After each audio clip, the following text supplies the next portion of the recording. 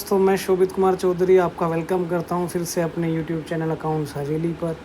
उम्मीद करता हूं आप सभी अच्छे होंगे और मज़े में होंगे। आपको लास्ट क्लास हमने कंपनी लॉ की प्रोवाइड कर दी थी और आज की क्लास में भी हम आपसे कंपनी लॉ के इम्पोर्टेंट क्वेश्चन की बात करने जा रहे हैं। लास्ट क्लास में हमने आपको डिफरेंस बेसिस क्वेश्चन बताए थे और आज की क्लास में हम आपको 100 टाइप क्वेश्चन जितने भी हैं वो कवर करने जा रहे हैं। मैक्सिमम टू मैक्सिमम जितने 100 टाइप क्वेश्चन कवर हो जाएंगे इस क्लास में कर दूंगा। कुछ क्वेश्चन बचे हुए हैं और भी हैं जो इम्पोर्टेंट हैं, वो आपको नेक्स्ट क्लास में कवर करा दूंगा। तो आप ऐसे कह सकते हैं कि आपके 100 टाइप क्वेश्चंस की ये जो है पहली क्लास है। इसके बाद एक क्लास और लूँगा मैं और 2 क्लास में 100 टाइप क्वेश्चन आपके सारे ख़त्म कर दूँगा। इनसे बाहर नहीं आएगा, मैं आपको गारंटी दे रहा हूँ मेरे बच्चों। आपको मैं ये गारंटी देता हूँ कि जितना करा रहा हूँ उससे बाहर नहीं आएगा। ये आपके जो 5-5 नंबर के या 4-4 नंबर के जो क्वेश्चन आते हैं, ये जो 20 नंबर हैं वो यहीं से होंगे, यहाँ से बाहर नहीं होंगे। मैक्सिमम क्वेश्चन आपको यहीं से ही मिल जाएंगे। तो इसलिए ढंग से करने की ज़रूरत है आपको। जितना कह रहा हूँ उस पर ध्यान दें, ठीक है। जल्दी से मैं आपके सामने क्वेश्चन रीड करना स्टार्ट करता हूँ और आप स्क्रीनशॉट लेते रहें या जिस तरीके से भी आपको अच्छा लगे। पहले पूरी वीडियो देख लें और जो मैं बता रहा हूँ, क्योंकि मैं बीच बीच में कॉन्सेप्ट एक्सप्लेन भी करता हूँ, तो उन बातों को भी सुनते रहें। इनके अलावा आप उन बातों को भी लिख सकते हैं। बड़ी इंपॉर्टेंट वीडियो है ये बीकॉम क्लास वालों के लिए। साथ ही आपको याद रखने वाली बात ये भी है, बार बार आपसे बोला जाता है बेटा लाइक किया करो, कमेंट किया करो। कोई टॉपिक पे आपको एक्सप्लेनेशन चाहिए या आप कुछ और किसी टॉपिक पे क्लास चाहते हो तो वो सब मुझे कमेंट करके बता दिया करो। आप लोग कमेंट नहीं कर रहे हैं, बहुत कम कमेंट आते हैं। तो मेरे बच्चों ज़्यादा से ज़्यादा कमेंट करो और ज़्यादा से ज़्यादा चैनल को सब्सक्राइब कराओ, अपने दोस्तों में वीडियो शेयर करा करो ताकि ज़्यादा से ज़्यादा टॉपिक हम करा पाएँ। आपका सब्सक्राइब आपका कुछ जाता नहीं है, हमें मोटिवेशन मिलता रहता है, इसलिए ज़रूर सब्सक्राइब करें। अब जल्दी से देखते हैं कि what do you mean by perpetual succession of a company. इसका मतलब ये होता है कि जब कोई कंपनी बनती है तो उसमें कुछ मेंबर होते हैं। हो सकता है उसमें से कोई मेंबर छोड़कर चला जाए, पुराना चला जाए, नया आ जाए, तो इस बात का कंपनी की सेहत पे कोई फ़र्क नहीं पड़ता है। कंपनी फॉर एवर वर्क करती रहती है। Means in simple word, company में मेंबर आते रहेंगे या मेंबर जाते रहेंगे, कंपनी का इस बात पे फ़र्क नहीं पड़ेगा और कंपनी फॉर एवर काम करती रहेगी। That is perpetual succession. तो इसके बारे में ही यहाँ पर लिखा हुआ है, वो आप एक बार रीड आउट कर लें। हम आगे बढ़ते हैं। Next, what is the mean by the term body corporate. Body corporate का क्या मतलब होता है, कोई इतना खास है नहीं। यहाँ आप देख सकते हैं और देख के आप यहाँ से लर्न कर सकते हैं, ठीक है बेटा।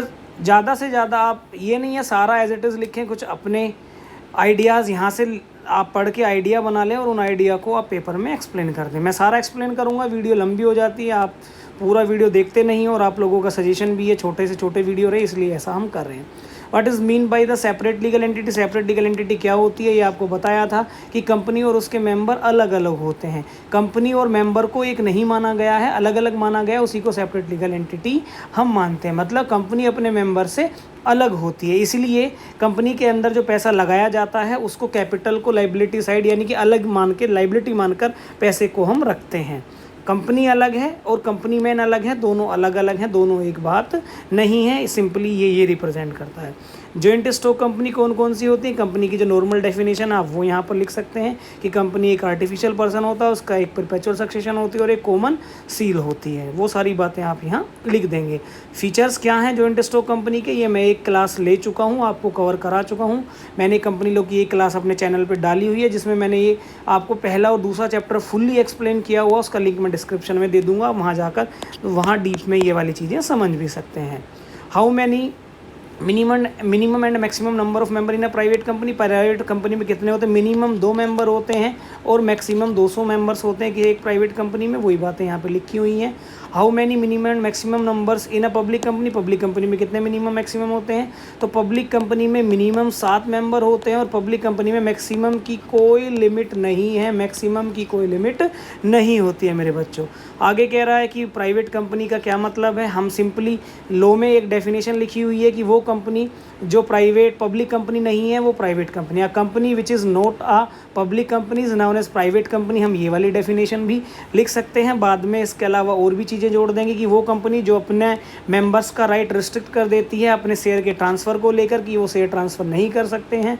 वो कंपनी जिसमें 200 मेंबर्स होते हैं उसको हम प्राइवेट कंपनी कहते हैं। वो कंपनी जो जनरल पब्लिक को शेयर सब्सक्रिप्शन के लिए ऑफर नहीं करती है, मतलब ऐसी कंपनी शेयर का इन्विटेशन नहीं देती है, जनरल पब्लिक को नहीं बेचती हैं, उनको प्राइवेट कंपनी कहते हैं। और ऐसी कंपनी जो अपने नाम के सामने प्राइवेट वर्ड का यूज़ करती हैं उनको हम पब्लिक कंपनी कहते हैं। और ऐसी कंपनी की इनकॉर्पोरेशन के लिए, यानी कि जब आप कंपनी का रजिस्ट्रेशन कराने जाते हैं, इनकॉर्पोरेशन कराने जाते हैं, तो आपको मिनिमम 1 लाख रुपए की आपको वहाँ पर पेड अप कैपिटल दिखानी पड़ती है। ठीक है। कॉर्पोरेट विल क्या है?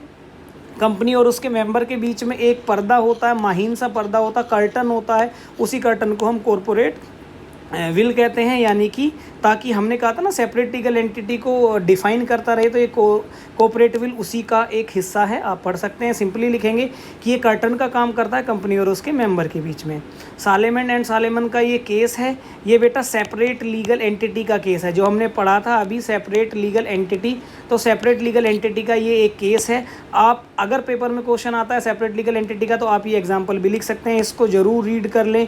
मेरे हिसाब से ये इस तरीके का क्वेश्चन मोस्ट इंपॉर्टेंट हो जाता है, तो इसको ज़रूर देख लें। आगे 1 पर्सन कंपनी क्या है? ये कंपनी एक्ट 2013 की देन है। ये कंपनी इनकॉर्पोरेटेड हुई है कंपनी एक्ट 2013 में। इससे पहले इस तरीके की कोई कंपनी नहीं थी। अब अकेला आदमी भी मिल एक कंपनी बना सकता है। ऐसी कंपनी को ओपीसी यानी कि 1 पर्सन कंपनी कहा जाता है। इसके बारे में कुछ बातें लिखी हुई हैं, वो ढंग से पढ़ लें कि एक ओपीसी जो बनेगा, बनाने वाला आदमी भारत का ही रेजिडेंट हो सकता है, कोई फॉरेनर यहाँ आके ओपीसी नहीं बना सकता, उसको भारत का मेंबर होना बहुत ज़रूरी है, रेजिडेंट ही ओपीसी बना सकता है। तो कुछ और बातें यहाँ लिखी हुई हैं, उनको आप रीड आउट कर लें। साथ में पब्लिक कंपनी का क्या मतलब है? हम डेफिनेशन उल्टा कर दें कि वो कंपनी जो प्राइवेट कंपनी नहीं है वो पब्लिक कंपनी है। The company those are not a private company is known as public company, ऐसे भी बोल सकते हैं। बाकी ये बोल सकते हैं वो कंपनी जिनकी मिनिमम 7 मेंबर होते हैं उनको पब्लिक कंपनी कहते हैं। जिनके मैक्सिमम मेंबर पर कोई लिमिट नहीं होती है उनको पब्लिक कंपनी बोलते हैं। ऐसी कंपनी जिनके रजिस्ट्रेशन के लिए 5 लाख की हमें पेड अप कैपिटल चाहिए, उन कंपनीज़ को हम पब्लिक कंपनी बोलते हैं। ऐसी कंपनी जो अपने नाम के सामने लिमिटेड वर्ड का यूज़ करते हैं उनको हम पब्लिक कंपनी बोलते हैं। आगे बढ़ते हैं कि कंपनी के टाइप्स बताओ on the basis of member के बेसिस पे कौन कौन सी होती हैं? तो private, public and 1 person company होती हैं। सब्सिडरी कंपनी क्या है? यहाँ 2 टॉपिक होते हैं, एक होल्डिंग कंपनी, एक सब्सिडरी कंपनी।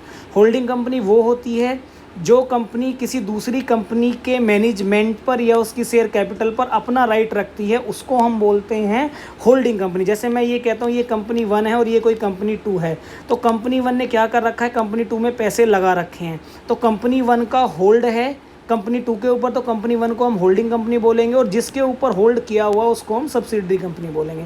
तो सब्सिडरी कंपनी वो कंपनी है जिसके ऊपर होल्ड होता है होल्डिंग कंपनी का। और किस चीज़ में हो सकता है? वो कंट्रोल में हो सकता है, बोर्ड ऑफ डायरेक्टर्स में हो सकता है, ठीक है, या कैपिटल के थ्रू हो सकता है, डिसीजन मेकिंग में हो सकता है। तो अगर एक कंपनी दूसरी कंपनी के डिसीजन मेकिंग को इन्फ्लुएंस करती है या पावर रखती है, या उसने उसकी आधे से ज़्यादा कैपिटल पर अपना इन्वेस्टमेंट किया हुआ है, तो ऐसी कंपनी जिसमें ये सारी बातें हुई हैं उसको सब्सिडरी कंपनी बोला जाता है। अब पूछता गवर्नमेंट कंपनी क्या है? तो गवर्नमेंट कंपनी वो कंपनी है जिस भी कंपनी के 50% से ज़्यादा, किसी भी कंपनी के 50% से ज़्यादा अगर शेयर कोई गवर्नमेंट खरीद लेती है तो ऐसी कंपनी को हम बोलते हैं गवर्नमेंट कंपनी। ध्यान रखना, अब कौन सी गवर्नमेंट खरीद ले, चाहे तो स्टेट गवर्नमेंट खरीद ले, चाहे सेंट्रल गवर्नमेंट खरीद ले, ठीक है, या कोई लोकल गवर्नमेंट बॉडी खरीद ले, या एप्रोप्रिएट गवर्नमेंट खरीद ले। एप्रोप्रिएट गवर्नमेंट का मतलब होता है कोई भी मिलकर, मतलब सेंट्रल गवर्नमेंट ने अकेले 51% किसी कंपनी पे होल्ड किया हुआ है तो भी गवर्नमेंट कंपनी है, स्टेट ने किया हुआ है तो भी गवर्नमेंट कंपनी है। 50% से ज़्यादा या कम से कम 51, तो बात तो वही हुई, 50 से ज़्यादा 51 हो जाएगा, ठीक है। या फिर हम ये बोल दें स्टेट और गवर्नमेंट दोनों ने मिलकर 51% से ज़्यादा ले रखा है या 51% तक ले रखा है, 50 से ज़्यादा ले रखा है, तो ऐसी कंपनी को भी गवर्नमेंट कंपनी बोलते हैं, ठीक है। जैसे आरबीआई ने ले लिया, प्लस सेंट्रल गवर्नमेंट ने ले लिया, प्लस स्टेट गवर्नमेंट ने ले लिया, इन तीनों ने मिलके 51% की होल्डिंग बढ़ा दी, तो वो क्या हो जाएगी? हमारी गवर्नमेंट कंपनी है। इसी को बोलते हैं एप्रोप्रिएट, मतलब तीनों मिलकर भी ले सकते हैं। What do mean by listed company? Listed company क्या होती है? आप देख सकते हैं जो कंपनी शेयर स्टॉक एक्सचेंज में यानी कि सेबी में रजिस्टर्ड होती है उनको लिस्टेड कंपनी बोलते हैं। अब कौन कौन सी कंपनी क्या क्या क्राइटेरिया होता है लिखा हुआ है, एक बार आप पढ़ लेंगे। उसके बाद अनलिस्टेड कंपनी का क्या मीनिंग होता है आप यहाँ से रीड आउट कर लेंगे, इंपॉर्टेंट क्वेश्चन है। चार्टर्ड कंपनियाँ कौन कौन सी होती हैं उनको रीड आउट कर लेंगे, यहाँ पर हैं, ठीक है। फॉरेन कंपनी कौन सी होती हैं, सिंपल है, यहाँ लिखा हुआ, आप एक बार रीड आउट कर लेंगे। इलीगल एसोसिएशन कौन कौन से होते हैं, यानी कि जो लॉ के हिसाब से नहीं है या ऐसा कोई भी काम जो लॉ ने प्रोहिबिट किया हुआ है, बैन किया हुआ है, वह काम आप करने लग जाते हो तो उसको इलीगल बोला जाता है, ठीक है। नेक्स्ट, प्राइवेट और पब्लिक कंपनी में क्या डिफरेंस होता है, तो प्राइवेट और पब्लिक कंपनी के बीच का जो डिफरेंस है उसको भी मैंने पहले, बहुत इंपॉर्टेंट है, आपको पहले भी बताया हुआ है। इससे पहले जो वीडियो है उसका भी लिंक डिस्क्रिप्शन में दे दूंगा, वहाँ पर ये डिफरेंस कवर है, फिर से आया तो आप पढ़ सकते हो। किस तरीके से कन्वर्जन हम कर सकते हैं प्राइवेट कंपनी को पब्लिक कंपनी में, किस तरीके से कन्वर्ट कर सकते हैं, तो वो चीज़ें लिखी हुई हैं कि प्रोसीजर बताइए। देखिए, कोई भी प्राइवेट कंपनी अगर कोई ऐसा काम कर देती है जो अलाउड नहीं है तो वो उस कंपनी का कन्वर्जन हो जाता है पब्लिक कंपनी में। जैसे प्राइवेट कंपनी अपने नाम के सामने प्राइवेट लिमिटेड वर्ड का यूज़ करती है, लेकिन अगर कंपनी ने प्राइवेट की जगह पब्लिक कंपनी वर्ड का यूज़ कर दिया तो वो कंपनी पब्लिक कंपनी बन जाएगी। तो ऐसा कोई भी रूल एंड रेगुलेशन का वायलेशन करने से प्राइवेट कंपनी का पब्लिक कंपनी में कन्वर्जन हो जाएगा। ऐसे ही वाइस वर्सा, कोई पब्लिक कंपनी है और पब्लिक वर्ड की जगह प्राइवेट लिमिटेड वर्ड लगा देती है या अपने 7 मेंबर को घटाकर मिनिमम संख्या 2 पर ले जाती है तो ऐसे में कन्वर्जन मान लिया जाता है। प्रमोटर कौन होते हैं, जो कंपनी को बनाने वाले लोग होते हैं, जो कंपनी को रजिस्टर कराते हैं, जिनके दिमाग में ये ख्याल आता है कि कंपनी को हम बनाएंगे, उनको प्रमोटर्स कहा जाता है। प्रमोटर्स को किसने डिफाइन किया, सब लिखा हुआ, आप पढ़ सकते हो। तो ठीक है मेरे बच्चों, ये आपकी आज की क्लास है, तो ऑल द वेरी बेस्ट। उम्मीद करता हूँ आपको अच्छा लगा होगा, मज़ा आया होगा। मैंने यहाँ पे 4-4 नंबर के क्वेश्चन कवर किए हुए हैं, तो आप जल्दी से इन क्वेश्चन को कर लें और फिर मैं इस चैप्टर की दूसरी वीडियो आपको प्रोवाइड कर दूँगा।